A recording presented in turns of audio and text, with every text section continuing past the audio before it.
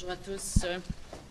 Je voulais m'adresser à vous pour dire qu'on a eu une excellente rencontre ce matin avec des représentants de secteurs économiques qui pourraient être touchés, mis à mal, je vous dirais, par les nouveaux tarifs dont nous sommes menacés. Cette menace-là, elle est importante. On parle de tarifs de 50 % qui pourraient affecter un vaste ensemble de secteurs économiques, d'entreprises également. Ce pourrait être des emplois en nombre considérable qui soient perdus. Certaines entreprises pourraient être amenées à fermer, advenant qu'il y ait imposition de ces tarifs-là. On parle de beaucoup d'entreprises en région, notamment. Alors, c'est important de les rencontrer. On les a rencontrés à de multiples reprises. En fait, dès le jour 1, dès le premier jour de ces nouvelles menaces de tarifs, il y a eu des contacts avec les entreprises et je suis contente d'avoir eu l'occasion de les rencontrer ce matin. Et ce que je veux leur dire, c'est que la date limite, en fait, c'est le 19 août pour savoir s'il y aura application de ces nouveaux tarifs. Eh bien, de notre côté, comme gouvernement, on sera prêt. On sera au rendez-vous. On l'a été dès le jour 1 de cette guerre tarifaire. Je rappelle qu'on a été les premiers à développer des programmes d'aide pour les entreprises. Alors, on le sera à nouveau. Et je m'attends également à ce que le fédéral soit prêt pour aider les travailleurs, aider les entreprises. C'est le fédéral qui est à la table de négociation. C'est lui qui définira ultimement quels seront les impacts sur l'économie du Canada, mais particulièrement du Québec. Alors, nous, on s'assure de défendre les intérêts du Québec et de faire en sorte que cette négociation-là aille dans le bon sens. Avez-vous assez d'informations du fédéral, Mme Fréchette? Certains de vos ministres, ce matin, laissaient entendre qu'on aimerait peut-être avoir davantage d'informations sur ce qui se passe, les négociations.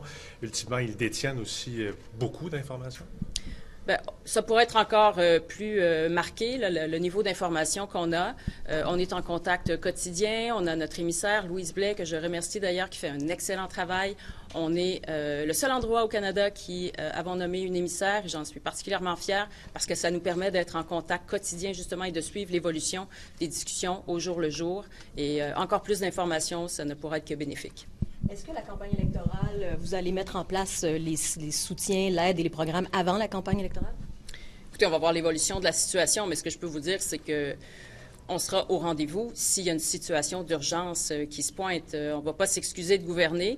Les entreprises auront besoin de nous, advenant que ces tarifs-là soient mis en place, et on sera au rendez-vous. On l'a été depuis le début de la guerre tarifaire. On va continuer à l'être. Qu'est-ce qui est non négociable pour vous? Qu'est-ce qui est non négociable, Mme Fréchette? Sur quoi il ne peut pas y avoir de concession, puis sur quoi vous tenez absolument? Ouais. Je l'ai dit régulièrement, d'une part, la gestion de l'offre, c'est non négociable. Vous avez des échanges avec les secteurs là, ce matin. Oui. Qu'est-ce qu'ils vous ont dit?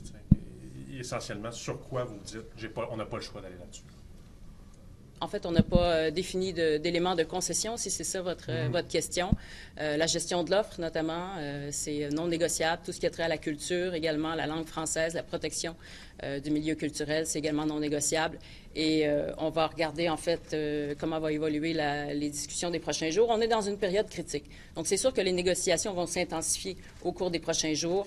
Et s'il peut y avoir report de cette date, advenant qu'il ne reste qu'une partie de la négociation à conclure, bien, ça pourrait être une bonne nouvelle, parce que le 19 août, ça vient très vite. What's your word? Is the government of Quebec prepared to offer for the businesses impacted by these 50% tariffs if they come into place? What kind of support, financially or otherwise? We will be there should businesses need our support, because there would be an important application of new tariffs. We've been there to help them since the beginning of this tariff war, and we will be there again.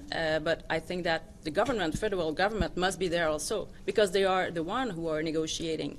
They are the one who can see the type of impact that will be triggered into the economy with the current negotiation. So they have to be there also to help workers, to help businesses, and make sure that Quebec is not impacted more than any other province. Sur Churchill Falls, est-ce que vous allez détailler sur Churchill Falls? Allez-vous détailler ça rapidement, Mme Fréchette, sur Churchill Falls? Les oppositions vous le demandent.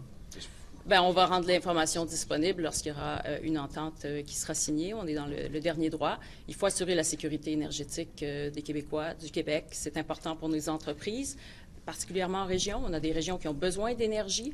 Maintenant, pour les années à venir, pour les décennies à venir, les entreprises également, et c'est ce qui va permettre une entente avec Terre-Neuve en matière de sécurité énergétique. Est-ce qu'il y en a une entente? C'est sur le point. C'est sur le point. Merci. Merci. You told us you were ready. Like, what can the government actually